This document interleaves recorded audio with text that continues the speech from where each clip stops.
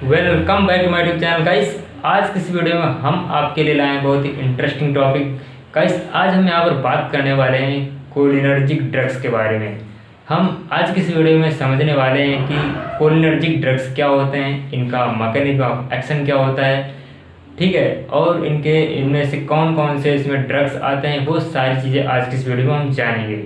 So guys सबसे पहले हम यहाँ पर यह समझ लेते हैं कि कोलिनर्जिक ड्रग्स क्या होते हैं, ठीक है। तो गाइस यहाँ पर क्या है कि आपने एक न्यूरोट्रांसमीटर का नाम सुना होगा, एसिटिलकोलिन, ठीक है। तो यहाँ पर जो आपके कोलिनर्जिक ड्रग्स होते हैं सेम लाइक एसिटिलकोलिन के जैसा काम करते हैं, यानी जो फंक्शन एसिटिलकोलिन का होता है वही फंक्शन आपको कोलिनर्जिक ड्रग्स के अंदर देखने को मिलेगा। गाइस आपको पता होगा कि ह्यूमन बॉडी के अंदर एक ऑटोनोमिक नर्वस सिस्टम होता है, ठीक है। तो यहाँ पर क्या होता है कि जो ऑटोनोमिक नर्वस सिस्टम होता है इसके दो पार्ट होते हैं, सिंपैथेटिक नर्वस सिस्टम और पैरासिम्पैथेटिक नर्वस सिस्टम। तो गाइस यहाँ पर जो एसिटिलकोलिन होता है वो हमारा पैरासिम्पैथेटिक नर्वस सिस्टम रिलीज करता है, ठीक है। यानी जो पैरासिम्पैथेटिक नर्वस सिस्टम है वो क्या करता है, एसिटिलकोलिन को रिलीज करता है, ठीक। तो यहाँ पर जो आपके कोलिनर्जिक ड्रग्स होते हैं वो सेम लाइक एसिटिलकोलिन का जैसा काम करते हैं, यानी जो फंक्शन एसिटिलकोलिन का होगा वही फंक्शन कोलिनर्जिक ड्रग्स का होता है।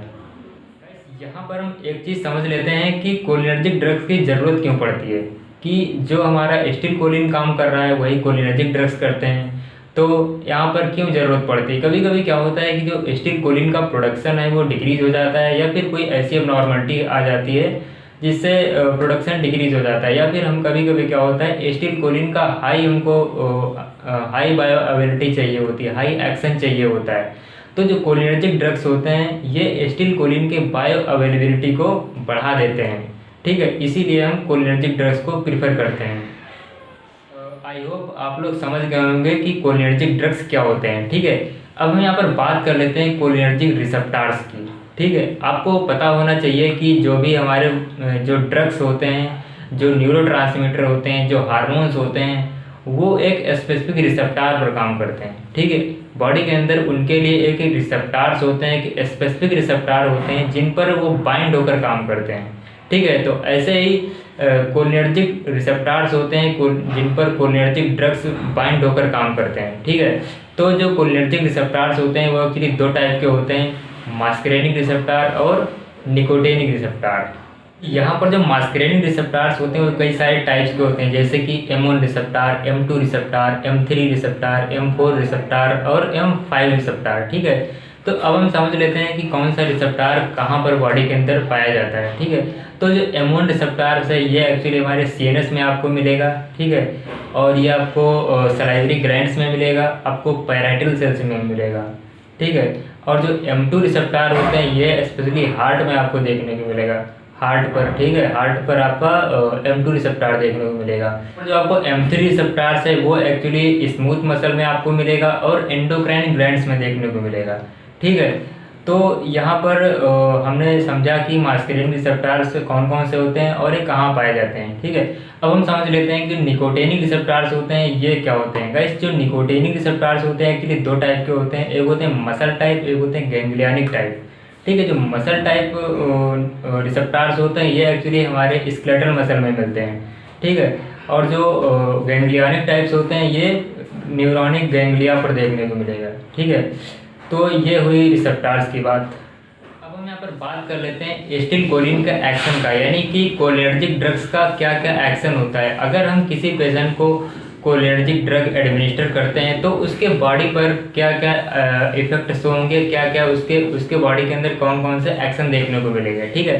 तो सबसे पहले यहाँ पर हम बात कर लेते हैं आइज़ की, कि अगर आप कोलिनर्जिक ड्रग्स किसी पेशेंट को देते हो, किसी पेशेंट को एडमिनिस्टर करते हो, तो उसके आइज़ होती उसमें प्यूपल कॉन्स्ट्रिक्शन आपको देखने को मिलेगा। यानी जो एसिटिलकोलिन का जो आइज़ पर एक्शन होता है वो प्यूपल कॉन्स्ट्रिक्शन का होता है, ठीक है। प्यूपल जो कॉन्ट्रैक्ट करेगा, ठीक है, जिस कंडीशन को हम बोलते हैं मायोसिस। दूसरा यहाँ पर आपको स्मूथ मसल पे एसिटिलकोलिन का क्या एक्शन होगा। जो गाइस स्मूथ मसल होती हैं वो भी कॉन्ट्रैक्ट होंगी, आपको कॉन्ट्रैक्शन देखने को मिलेगा स्मूथ मसल पर, ठीक है।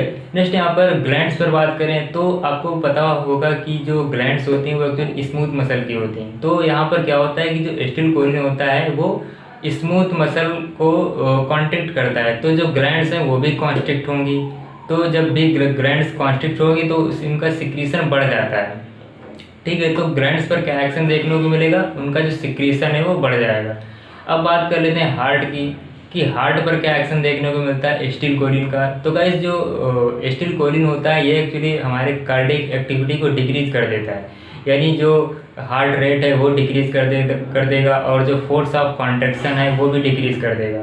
तो कम्प्लीटली क्या है कि जो एसिटिलकोलिन है वो हार्ट की एक्टिविटी को डिक्रीज कर देता है। ठीक है, अब हम बात करते हैं लंग्स पर कि एसिटिलकोलिन का एक्शन लंग्स पर क्या होगा कि गाइस जो ब्रोंकाई होते हैं उनको कॉन्स्ट्रिक्ट कर देता है, यानी जो ब्रोंकाई है उनमें कॉन्स्ट्रिक्शन देखने को मिलेगा, जिसको हम ब्रोंकियल कॉन्स्ट्रिक्शन बोलते हैं। ठीक है, और गाइस बात करते हैं डाइजेस्टिव सिस्टम की। तो गाइस डाइजेस्टिव सिस्टम की जो एक्टिविटी है वो इंक्रीज हो जाती है जब भी हम कोलिनर्जिक ड्रग्स एडमिनिस्टर करेंगे किसी भी पेशेंट में। गाइस यहाँ पर जो ब्लड वेसल्स हैं उन पर एसिटिलकोलिन का एक्शन क्या देखने को मिलता है। गाइस यहाँ पर जो ब्लड वेसल्स होती हैं उनमें वैसोडायलेशन देखने को मिलता है। ठीक है, तो एसिटिलकोलिन का जो एक्शन ब्लड वेसल पर होता है वो होता है वैसोडायलेशन। ठीक है, तो यानी जो कोलिनर्जिक ड्रग्स हैं वो वैसोडायलेशन कॉज करते हैं। गाइस ये हमने बात कर ली कि कोलिनर्जिक ड्रग्स यानी जो एसिटिलकोलिन है उसका क्या क्या एक्शन हमें देखने को मिलता है। अब हम यहाँ पर बात कर लेते हैं कोलिनर्जिक ड्रग्स के क्लासिफिकेशन की और उनके एग्जाम्पल्स की। तो गाइस जो कोलिनर्जिक ड्रग्स होते हैं एक्चुअली दो टाइप में डिवाइड किए जाते हैं। एक होते हैं डायरेक्ट एक्टिंग ड्रग्स, दूसरे होते हैं इनडायरेक्ट एक्टिंग ड्रग्स। गाइस जो डायरेक्ट एक्टिंग कोलिनर्जिक ड्रग्स होते हैं ये एक्चुअली डायरेक्ट हमारे रिसेप्टर्स पर बाइंड होकर काम करते हैं। अगर इनके एग्जाम्पल की बात करें जैसे कि बेथेनोकॉल, कार्बाकॉल, पिलोकार्पिन और बेथाकोलिन। गाइस ये जो है डायरेक्ट एक्टिंग कोलिनर्जिक ड्रग्स हैं जो डायरेक्ट रिसेप्टर पर बाइंड होकर काम करते हैं। ठीक है, दूसरे हैं यहाँ पर इनडायरेक्ट एक्टिंग ड्रग जिनको हम एंटी कोलिनेस्टरेज ड्रग्स भी बोलते हैं। ठीक है, तो इसके ये क्या करते हैं, इनडायरेक्टली काम करते हैं। ये जो एंटी कोलिनेस्टरेज ड्रग्स होते हैं ये एक्चुअली एसिटिलकोलिन को डिग्रेडेशन से बचाते हैं। जो एसिटिलकोलिन बॉडी के अंदर जो डिग्रेड होता है उसको प्रिवेंट करते हैं। तो जब भी डिग्रेडेशन से प्रिवेंट करेगा तो एसिटिलकोलिन की जो बायोअवेलेबिलिटी है यानी जो उसका कंसंट्रेशन है वो बढ़ जाएगा। तो ये इनडायरेक्टली काम करते हैं। इसके अगर एग्जांपल की बात करें जैसे कि ये नियोस्टिग्मिन है, फाइसोस्टिग्मिन है, डिगस्टिग्मिन है।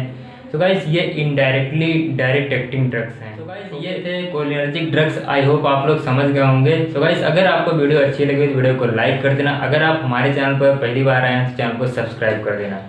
Thank you.